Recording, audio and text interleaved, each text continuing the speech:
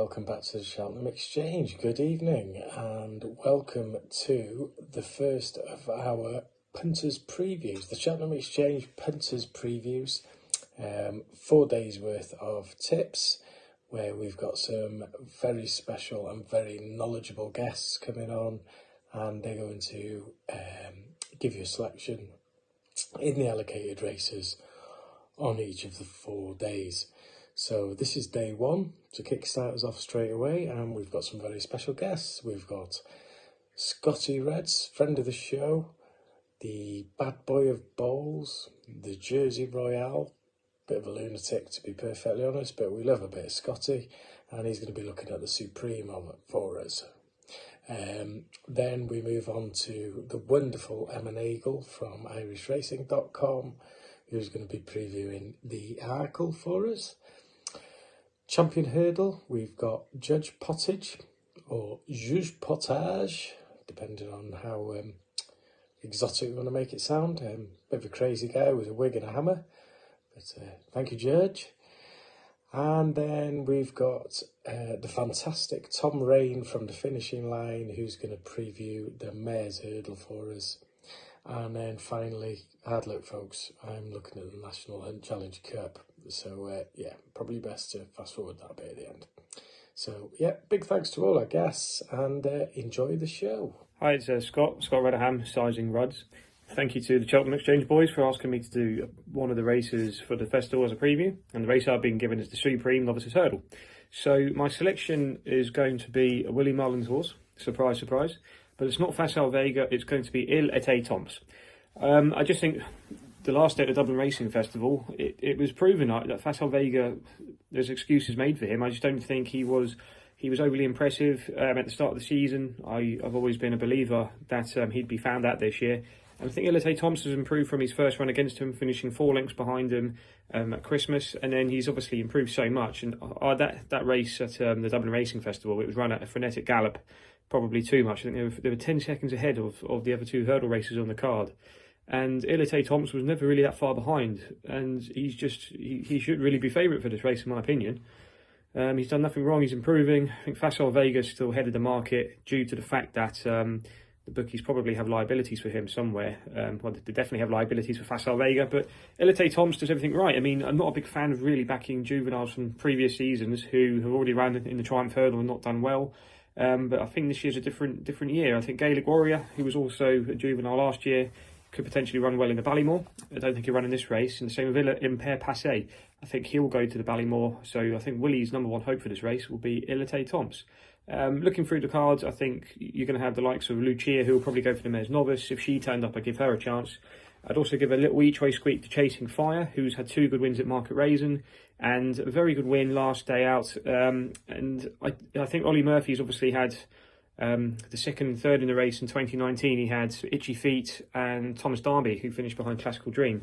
I think Chasing Fire is one at a big price, and again, a lot will depend on the ground on the day. If there's a bit of rain and we got any soft in the description, it would bring Timurus into play. I think he'd be a horse that they'd probably ride towards the back for Paul Nicholls, and he could be the one that could be ridden to place, and if the race falls apart, he could pick up the pieces. Not a massive fan of Marine National's jumping. He's obviously a classy looking horse, won the Royal Bond, albeit by, I think it was ahead from Irish Point, who's let the form severely down since. Although a lot of people are slating the Royal Bond form, I think Ashrow Diamond's running pretty well. She's a consistent mare who's second favourite for the Mares Novice, and you've also had Champ Kylie, who's come out and won as well in that good graded contest. So for me, I think the bet the race is Ante-Post. He's 5-1 at the moment as I'm looking, and the each way angle for me would be Chasing Fire. Good luck to everybody for the festival, and thank you to Alex, Matty, John, OJ, and of course the boss Ian at the Cheltenham Exchange for inviting me on for my selection for the Supreme. And don't forget to follow the boys at the Cheltenham Exchange, subscribe to the page, like and comment on all the videos, and thank you and good luck everybody. So I suppose the Arkle isn't the most exciting race in terms of it's hard to see too many outsiders getting involved, but I think the top 2 in the market are 2 very, very good horses. El Fabiolo, first off, the form of the Irish Arkle at the Dublin Racing Festival, I don't think you'll find better 2 mile novice form coming into an Arkle any year if you look back. look, he's a very progressive horse. I think he's kind of improving the whole time. Probably if you want to find a fault in him, it'll probably be his jumping. He's not as foot perfect as maybe John Bon might be, but I think, as Ruby Walsh alluded to, the good thing about him is, you know, he knows how to make a mistake. He knows how to recover for it. Even in the Arkle the last day we saw him, he banked the third last fence, and in fairness to him, it didn't knock anything out of him. He's obviously very brave. It doesn't knock his confidence whatsoever when he hits one. He just keeps galloping. I think he's just a remorseless galloper. He's probably maybe one for the Ryanair next year. I'd say maybe more so than the Champion Chase Horse. I could be wrong on that now, but that's probably what I would see him as. But, you know, I think to sprint away from that field in the Irish Arkle was absolutely, you know, it was breathtaking to watch, really. You know, your legs of Appreciated, Banbridge, Dysart Dynamo, I mean, they're all pretty much grade 1 horses in behind, and he put them to bed so easily. It's kind of hard to see past that for me. Look, Dysart Dynamo in behind him, I think he's around 5-1 now for the Arkle. Look, I can't really see him getting seriously involved with the front two. I think he ran a great race in Leopardstown that day. He went hard from the front, but he wasn't overly keen. He was just kind of going his pace. He goes fast and he goes hard, but he looked relaxed at the same time. And in fairness, I thought he might have folded after going so hard the whole way, but he kept on. He plugged away on, and maybe the furlong less in Cheltenham might help him get a bit closer to El Fabiolo, but realistically, I can't see him overturning the form. Then you look at John Bon. Look, John Bon's last one is probably not the most encouraging to watch as maybe a John Bon backer, but I wouldn't knock him too much over it. Look, it was a very tactical affair, kind of an egg and spoon race, and I wouldn't say the horse Calico in behind would be anywhere near John Bon's abilities. I think the encouragement I suppose I would take from it is, I think last year I saw John Bon as being a horse who was maybe very keen, very fizzy, and the last day I think he showed how he's maturing. You know, he was I suppose he was relaxed. He was probably caught napping a bit in front, a bit too sleepy. Calico kind of took advantage of that and kind of made a race of it, which, you know, it showed, I suppose John Bon showed against El Fabiolo that he can battle, and he showed it again this year against Calico that day. He'll have to be a bit sharper in the Arkle is the only thing. I think we saw kind of a good example of how the race will be run in Leopardstown. You'd imagine Dysart Dynamo will go way off in front again, and we know that El Fabiolo, you know, it suits his style of running, obviously, you know, considering how the outcome of the Arkle went. How John Bon will fare in kind of that class of a 2-mile chase is yet to be seen, I suppose, which is the downside to him. Look, when John Bon and El Fabiolo met last year at Aintree, obviously John Bon got the upper hand that day, but I think you'd have to remember as well that it was only El Fabiolo's second one of his life, I think. And, you know, barring maybe a bad mistake at the last, he probably would have gotten the better of John Bon that day as well, in my opinion. I think El Fabiolo has probably come on an awful lot this year as well. So at the moment, I think I'm firmly in the El Fabiolo camp. I wouldn't be writing John Bon off, but if I was to back one right now, it would be El Fabiolo. Hi, Judge Pottage here, doing a Cheltenham preview of the Champion Hurdle. And behind me, we have 3-time winner, Isterbrack. And come Tuesday, March the 14th, whoever wins would love to achieve something similar, I'm sure. And if there is a horse in the race that can do this, it's got to be Constitution Hill. This horse is unbeaten and just keeps on progressing. Coming to last year's Supreme, I thought the race was red hot going into it, and I could not have any horse winning it by 20 lengths. So I'm now a paid up member of the fan club, as Constitution Hill won by 22 lengths from John Bon. Since then, this horse has won easily twice from last year's second, Ante-Post, absolutely thrashing her twice. She's come out and won since, and also the likes of Tommy's Oscar and So Royal haven't let the form down. So, I think he'll win. What am I telling you? Not a lot. He's 2-7, 1-3. I think the race has a nice each way shape to it.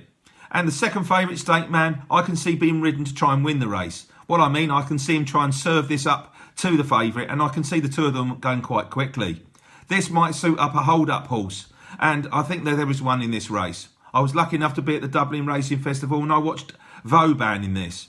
He whacked the first and then pulled most of the way, and I think they're going to go really quick in this race. This should suit it, as long as he can jump that little bit better. And I think at around 10-1, he's a lovely each-way double-typed horse, or even have a small each-way single on it. But if you fancy anything to place at the festival, stick him in an each-way double with him. So, it's win only for me on Constitution Hill, or each-way Vauban. Be lucky at the Cheltenham Festival. Hey guys, thanks for asking me to do this. I've been given one of the hardest races at the Cheltenham Festival this year, I think, in the Mayor's Hurdle. There's so many horses in with a chance. You could literally, I think, give 6 of them a chance. You've got Honeysuckle there, who is always good reigning champion hurdler. She's not going to go down that route. This is her last race before retirement, I would think. The Heart Overhead, I'm going to be cheering on Honeysuckle. I want her to win. I hope she wins. She can definitely do it. Look, she's favourite. If she turns up anything like last season, she'd absolutely bolt up in this. You've got Love Envoy, the last season's Novice winner. She comes into this in very good form. She's won a few races in the UK this year. Brandy Love, we haven't seen her, but when we have, she's been very, very impressive. Jumps out to her left a lot, but we'll see what Cheltenham does for that. The one I'm going to go with is Echoes in Rain. I just think she's improved horse this year. I think they're doing things a little bit differently with her. I don't think she was beaten in the Hatton's Grace. I think she was far from done with in that. She's then gone on and bolted up in the Limestone Lad. Willie Mullins said after last season's festival that he'd do things a bit differently with her, ride her in a change of tack. And I think he's definitely done that. Her form this year, she looks to be improving all the time. She is only 7. I think she's going to have a cracking chance. I think she'll be ridden patiently. She'll let them get on with it up front, and I think she'll finish off well and could take the honours. But look, we're going to be cheering on Honeysuckle, but if I'm going to have a bet, it's going to be on Echoes in Rain. So you have been warned, it's me. I'm here with the National Hunt Chase to round off day 1. So hard luck on that front. Okay, so for me, I'm going to get burnt for this probably, but no for Gaia the Manil. Certainly at around evens or whatever it is at the moment. Never done enough for me personally. So yeah, no, and all the indecision about whether he's going to run here or in the Browns is doing my head in, to be honest with you. Which brings us on to Ramillies and a similar story. All this indecision is doing my head in a bit. Matty put him up at 25 to 1 a few months ago. What a great shout that was. He's now 5 to 2 for this. So well done, Matty. Ramillies, great shout. Got to get in that I did put in a little tongue-in-cheek mention of Ramillies for the National Hunt Chase in our WhatsApp group back in October. So I've just got to mention that. But yeah, 25 to 1, great shout, Matty. But for me now, 5 to 2 here. Bit too short. I'm sorry, Matty. Matty is fuming now. So then I was looking at the third Donnelly horse in here, City Chief, and I was getting a bit excited. Looks progressive, and the lads put me in my place when they said, not even running here. Nicky doesn't want to run him here. Too young at the moment. So fair enough, scrap that. So that got me looking deeper again because I want a bit of value, and I've finally settled on one. Chemical Energy currently 8 to 1 for this, and the more I look at it, the keener I am. So here's why. He's one of few who look like definitely going here, who's got form on good ground. At the moment, you would have to say there's a good chance that the ground is going to be good. It's going to take a lot of rain for it not to be. So that's a positive. He's won on the old course impressively in October, very, very impressively, beating Marler's Mission by 61 lengths. Marler's Mission's around the same in the betting here. And Davy Russell that day said he was just getting better and better the further he went. Big plus for me. Amateur Riders race, obviously. You've got the bonus that Jamie Codd is more or less guaranteed to be on him and has ridden him in bumpers in the past. I don't think Townend's ridden Gaia the Minil every time. I don't think he's had an amateur on. Maybe Brian Cooper on once. And yeah, after that win in October, Gordon Elliott said he was going straight here for this. Very impressed. Weirdly, he then ran at Nace at the back end of January and got absolutely trounced by Ramillies, but it was on soft ground, which maybe didn't suit, and maybe it was a tester for the ground just to see how he would go. So I'm going to forgive him that run, and yeah, stop waffling. I'm settling now on Chemical Energy 8 to 1 for the National Hunt Chase. So there we go. So to wrap up, that's the end of day one. A huge thank you to all our wonderful guests for their selections. And keep watching, folks. Hope you enjoy the rest of the series.